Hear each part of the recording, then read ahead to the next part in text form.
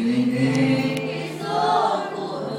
quem ao mundo esqueceu, chorou, lágrimas de um fiel, moveu terra e céu, entrou na história da humanidade, foi um capítulo à parte, antes e depois, princípio e fim, pedra de esquina angular, único e verdadeiro, último e primeiro,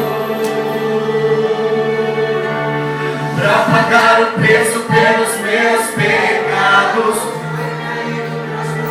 crucificado, morrer, despiu-se da glória do corpo mortal, pra me fazer imortal. Sua glória transcende o que é natural, seus olhos sem fogo consomem o mal. Na sua força está escrito que ele é rei dos reis e senhor dos senhores.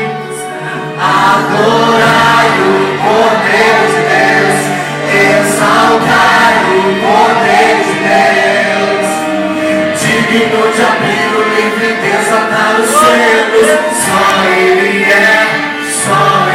é, o Espírito Santo faz arder em mim a presença de Jesus, raiz de Davi, santo e tremendo, justo e fiel.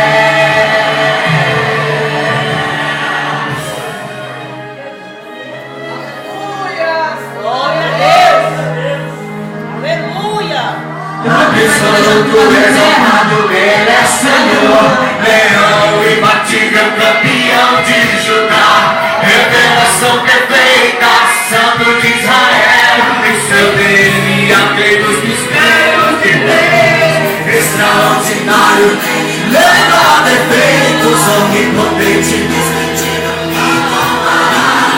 desejado das nações, príncipe do céu,